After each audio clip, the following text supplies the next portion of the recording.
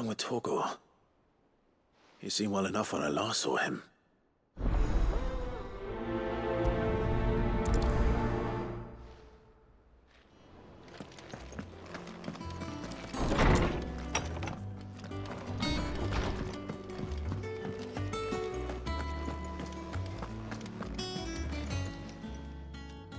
I got your note. You think something's wrong with Torgor? So you can read. Congratulations. But I didn't say I were wrong with him. I said something weren't right. He's not been eating me treats. He used to love cracking the bones from Molly's boiled brown, but now he won't so much as look at them. Didn't like him. Which is why I'm of a mind that his mind's on something else. You've not been working him too hard, have you? No harder than usual. Is that it, boy? Do you need a rest? What was it you said he was? A frost wolf? That's what the lawsman seems to think. Then maybe this all has something to do with whatever it is that's woken inside him. I suppose things have been different since Rosalith. Perhaps Hippocrates knows something. Instead of everything, you mean? Perhaps.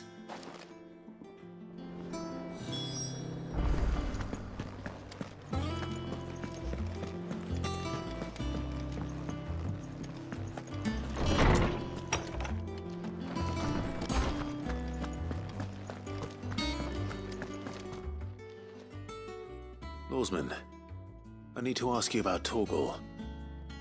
Something's not right with him. He isn't ill, is he? I don't think so. But according to Lady Karen, he seems to have lost his appetite, which is certainly a new development. She says he's hardly been touching his bones of late, and she believes it may have something to do with what happened at Rosalith Castle. I rather think she might be right, though not about his appetite. All canids are instinctively inclined to crack open bones for the rich marrow that resides within, and I see no reason why a frost wolf should be any different. Accordingly, I suspect it is not a lack of appetite that afflicts Torgor, but a surfeit of it. If we assume that his newfound magics require additional nourishment to sustain, it may well be that the bones Lady Karen is accustomed to providing are no longer sufficient. Frost wolves, after all, habitually prey upon far larger animals, whose bones may yield altogether different nutrients. As to where one might find a suitable substitute, some antelopes that graze the meadows of eastern Rosaria have been known to grow to a size more than double that of their lesser cousins. I don't recall ever seeing any that large. And little wonder. The oldest and largest such creatures rarely leave the safety of the highlands for fear of predators.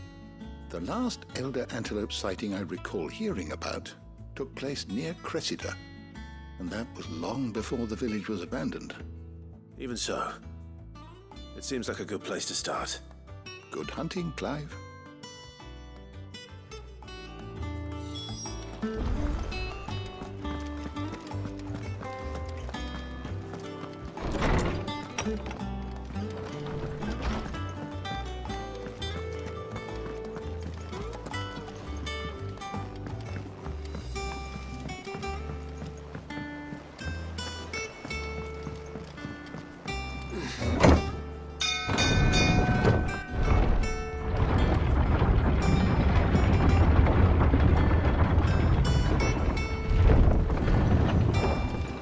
Welcome home, Sid. Didn't know you had that many teeth.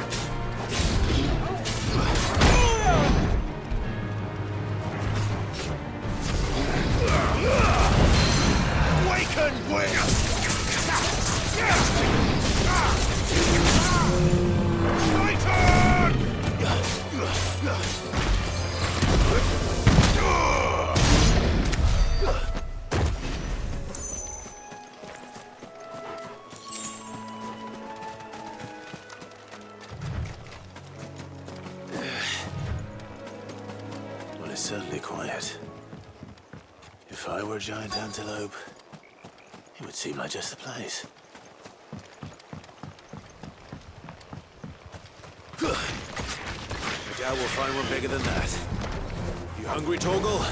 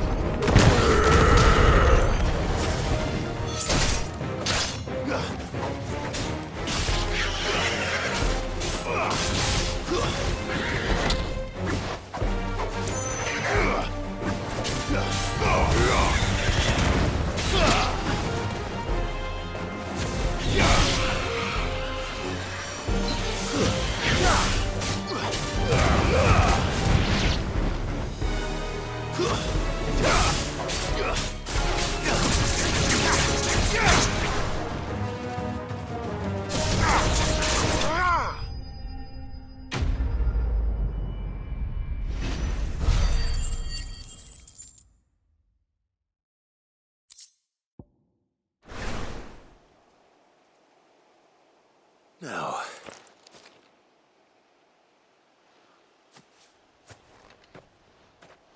will it be enough, I wonder?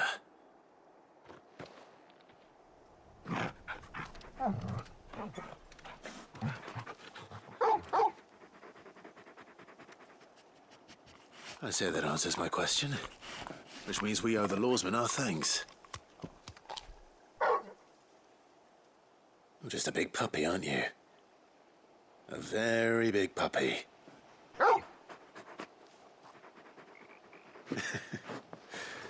You do know you can take that with you, Torgal. Lady Karen will be relieved to hear you've got your appetite back. Come on, boy.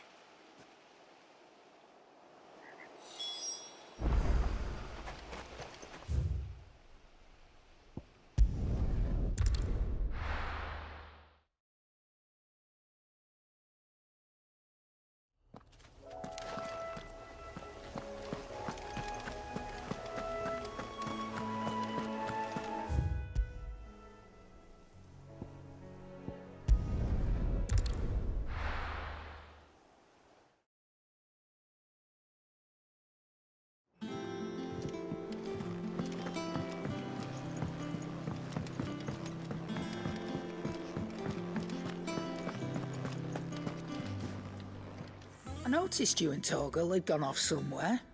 Take him for a walk, did you? You could say that.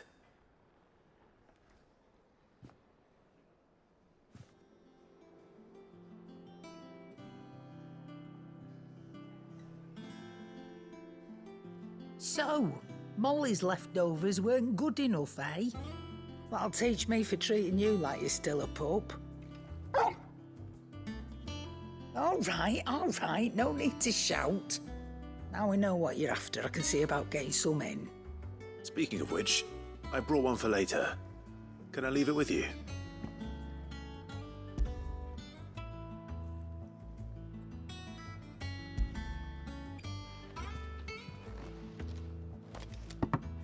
You can, aye.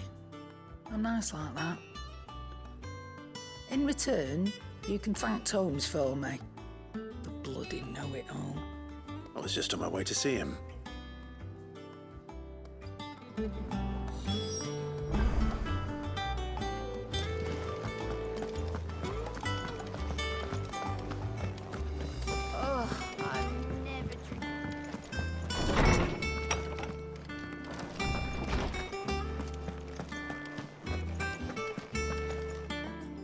Ah, Clive. Were you able to locate your quarry? We were indeed, Lawsman. You pointed us in exactly the right direction. And Torgal's been a very happy hound ever since. Very good, very good. Lady Karen sends her thanks, by the way, for your part in solving the mystery. Ah. But that reminds me. After your last visit, I found myself pondering Torgal's talents. Do you recall our conversation concerning Lady Jill's role in Torgal's transformation? About how she somehow woke the power within him. Precisely that. A reasonable conclusion, I thought, but one which raised certain questions in my mind.